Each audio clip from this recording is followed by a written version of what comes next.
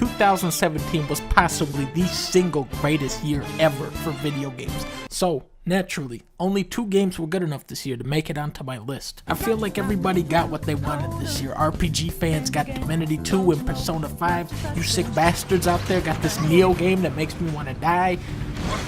Robot Shoot was pretty funny. Yakuza 0, chicken manager, still playing some Overwatch. I thought Doomfist was a great addition. I love the way they rolled him out with the missing Infinity Gauntlet. PUBG was a game that was released. Resident Evil 7 revived the original style of the franchise, but without the terrible controls. Then you had Edith Finch, which was basically a video game adaptation of Gone Home. Samus Returns was really fun. And Ukulele, which raised $2 million, got its ass kicked by Hat in Time, which raised $300,000. Okay, big boy time. In life, you have 2 choices. You either play Shovel Knight or die. Specter of Torment is another free expansion for the Kickstarter that keeps on giving. It tells the tragic story of how Tony Hawk Pro Skater became the Grim Reaper. It might look like Shovel Knight, but it ingrains rail grinding, air dashing, and wall running so beautifully that it feels like a new game. If DLC was always this good, EA would be my favorite company. Furi is a game where every boss fight feels like the final boss. They taunt you, they demand you get back in your prison cell, they pound you into a pulp, and even make you doubt the righteousness of your own quest towards freedom. But the soundtrack, man, it keeps egging you on to whoop some ass.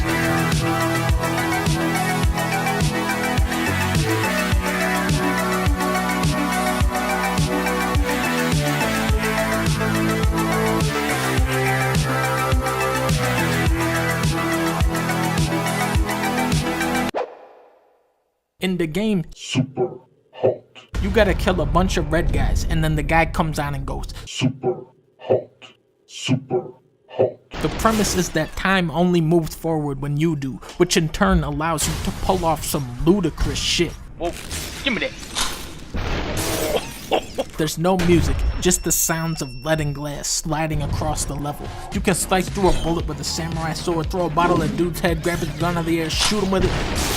Basically, Superhot allows you to become John Wick. Shit, Negro, that's all you had to say. This year, I learned that every game is actually the game Dark Souls. I think we've kind of made the Dark Souls of competitive first-person shooters. But you know what game isn't like Dark Souls? Dark Souls 3. You used to drive that old busted joint. See, I drive the new hotness. Old and busted, new hotness.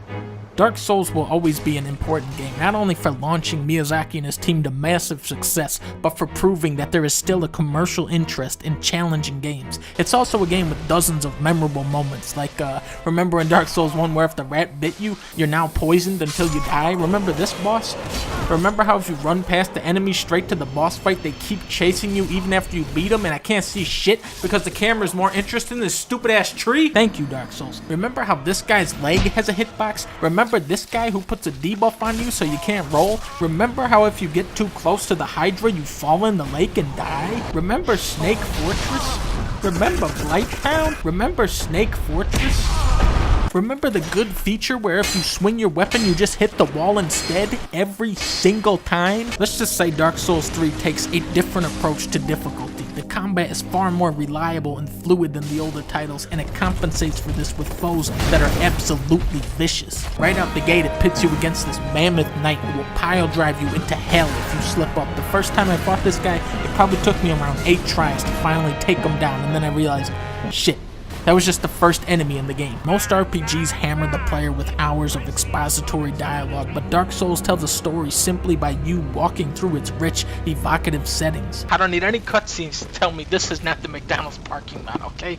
This is clearly the Burger King parking lot. If Dark Souls 1 scared you off from the series, come back and give this one a shot. It can be tough, but it's fair. Most of the time. Old busted hotness.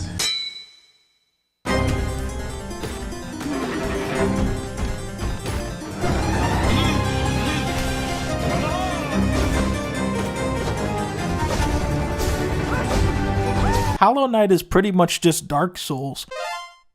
I beat Doom a couple times last year, but it wasn't until my 5th time through this year that I thought, Yeah, maybe this is a good game. In a horde of mediocre single-player shooters, Doom stands out by not forcing the player to hide behind shit the entire game like a little bitch. It's also one of the few shooters that feels better on a controller thanks to some great aim assist. In a cover shooter, levels typically play out like this. Move up, shoot, move up, boom, boom, go here, boom, boom.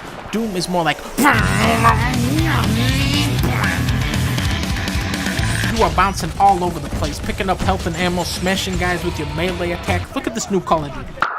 You probably didn't see it, but I just killed the guy right there. Now look at Doom. Now that's how you do it. This is a cute little game about a cup who is addicted to gambling, so he has to kill all of these people in order to sacrifice their souls to Satan.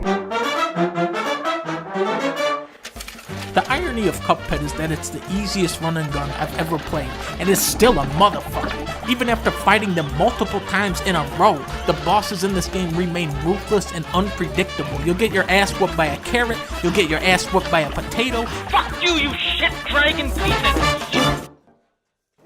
That's the one. In 25 years since the Sega Genesis, developers have pursued hundreds of technological innovations to avert gamers' attention away from fun. Sonic Mania has no need for these distractions, because it is fun. It's fun as hell. I remember one time I was playing as the blue character. I believe his name is Ronald. And I saw this mosquito guy and I was like... Every time I pick this game up for a couple minutes, I end up playing it through to the end. The levels in this game are so fine-tuned, so meticulously constructed to keep that momentum going and going. The rhythm of it is infectious. It knows exactly when to put your platforming chops to the test and when to relinquish control and shoot you through at 300 miles an hour. Breath of the Wild might be the first open-world game to live up to its own massive scope.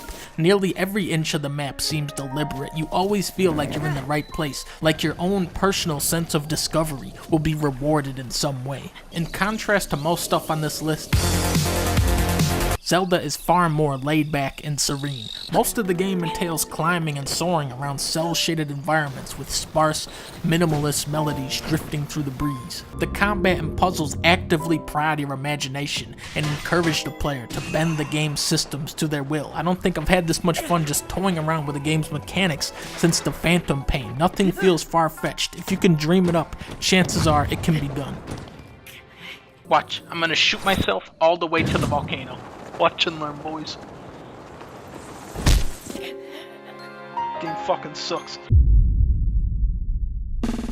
Super Mario Odyssey, baby! That's what I'm talking about. It's like a fucking theme park of platforming. The whole experience is anchored around collectibles. That feeling that the next thing is right around the corner, and it always is, and it's always something incredible. You have the stretchy caterpillar, you got the beaked bird, you got the onion, you got the wire, the chain chomp, the T-Rex, the tank, the fork. You can be a Goombas, you can be a frog, and of course, the tree. This is the best one. Honestly, this game shouldn't exist. It's not even possible. Mario Odyssey is a miracle video game. Okay, let's break out the list. You got the good games, you got the real good ones, and then you enter the masterpiece zone. If you haven't played these ones, shame on you. And then, the big boys. Now, I've put a lot of thought into where Mario Odyssey belongs on this list. And I'm gonna go ahead and put it right up there with the big boys. It is that goddamn good. Yep. And then, of course, you have Super Mario Brothers 2, Super Mario Brothers 2, Game of the Year, Super Mario Brothers 2, piece of shit